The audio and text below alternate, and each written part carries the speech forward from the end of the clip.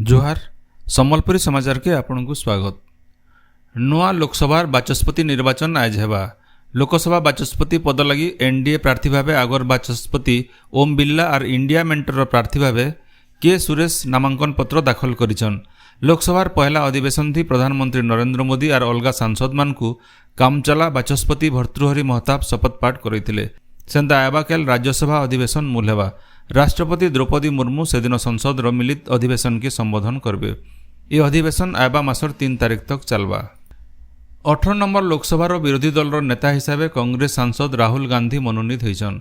कांग्रेस संसदीय दल नेत्री सोनिया गांधी गलाकाल लोकसभार अस्थायी बाचस्पति भर्तृहरि महताब को चिठी लिखिक इ विषय अवगत करिछन। एनो जनै दिया जाय पारे जे 2024 निर्वाचन कांग्रेस 49टा सीट पाइकरी मुख्य विरोधी दल मान्यता पाइछे। 18 नंबर लोकसभा के निर्वाचित होकर जाइथिबार ओडिशार सांसद माने गलाकाल शपथ ग्रहण करिछन।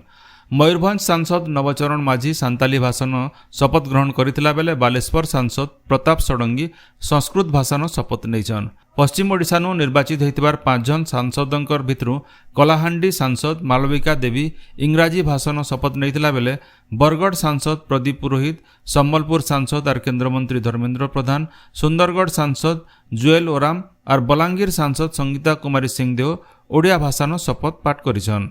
इनो जनै दिया जाय पारे जे पश्चिम ओडिशा निर्वाचित सांसद माने सम्बलपुरी अस्मिता और स्वाभिमान के आगे बढ़ावार लगी सम्बलपुरी कोसली भाषानो शपथ पाठ करुन बोली पद्मश्री हलधर नागकर सहित पश्चिम ओडिशार बनिया कवि, साहित्यिक, लेखक और बुद्धिजीवी माने अपील करथिले।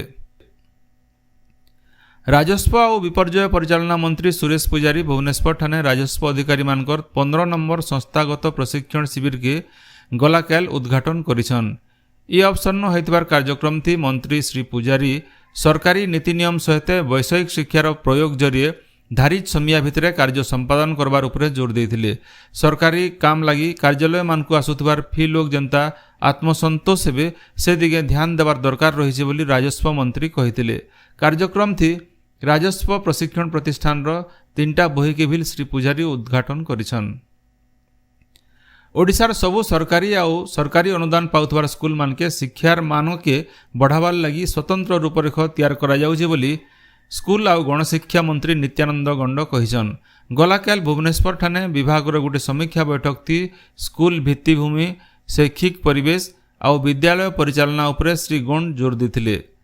आबा 5 बछर लगी योजना तैयार करा जाइछे। स्कूल मानके बढ़िया शिक्षादान व्यवस्था ही राज्य सरकारंकर प्राथमिकता है।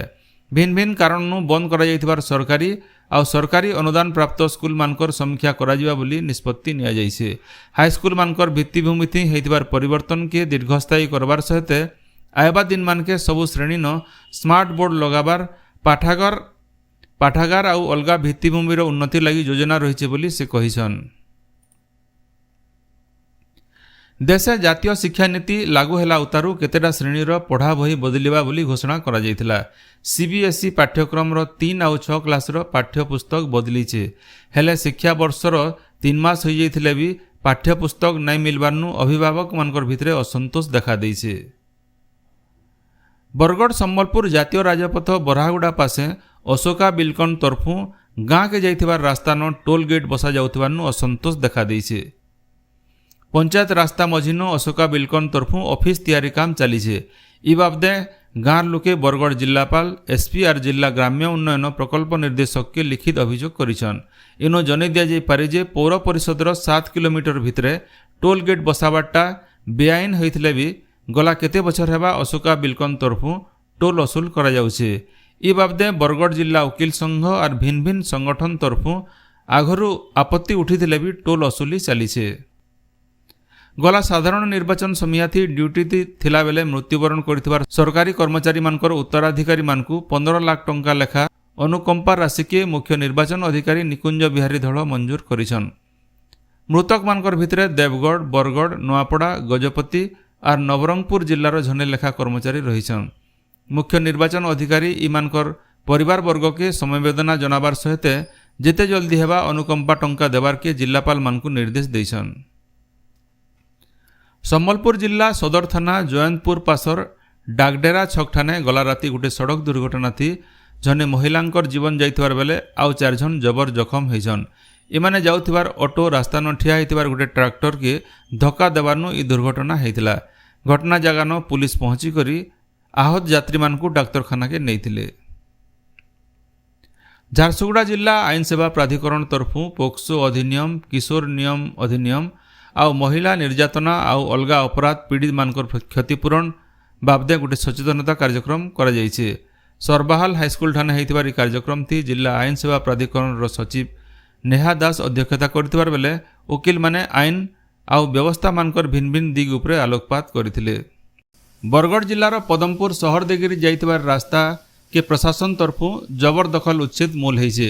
आज सकालु पदमपुर शहर मुख्य जगह भेवरिया छक नथिबार अस्थायी दुकान केबिन संगे अस्थायी निर्माण के जेसीबी लगेकरी भंगा जाउछे। किछि दिन आगरु पदमपुर शहर भिन्न भिन्न संगठन कर्मकर्ता मानकर संगे प्रशासनिक अधिकारी मानकर ई बाबदे आलोचना होइतिला। भेवरिया छक के सुंदर करबार संगे रास्ता के चौड़ा करबार लगी भिन्न भिन्न संगठन मत रखिथिले। भेवरिया छक जबरदखल उच्छेद उतारू पदमपुर पाटनागढ़ रास्ता और पदमपुर जगदलपुर रास्तार जबरदखल उच्छेद करा बोली जना पड़िछे। बुर्ला ठाने थिबार संबलपुर जिला रेडक्रॉस सोसाइटी विश्रामागार मानकर देखा चाहा आउ परिचालना उपरे जोर दिया जिबा। गलाकाल जिलापाल अक्षय सुनील अग्रवाल अध्यक्षता होइथिबार जिला रेडक्रॉस बैठक थी ई निष्पत्ति निया जायछे। हेन्ता पार्वतीगिरी स्मारकी वृद्धाश्रम रक्षणाबेक्षण आउ सोसाइटी नुआ आजीवन सदस्य संग्रह लगी भी इथि थिर करा जायथिला। संबलपुर महानदी बालीबंधा घाट के गाधी जाइथिला बेले पानी बुड़ी जाइकरी ठेलको पड़ार झनकर जीवन जाइछे। दमकल बाहिनी और पुलिस तरफु पान भितरु मृतदेह उद्धार करा जाइथिला।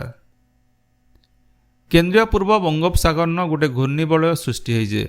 इतार बोले आजठानु रायजे जबर वर्षा हेबा। सुंदरगढ़ केन्दुझर सहित उत्तर आउ दक्षिण ओडिशा न जबर वर्षा हेबा बोली आगुआ अनुमान करा जाइछे। आजिर संबलपुरी समाचार इनो शेष ହେଲା। जोहार।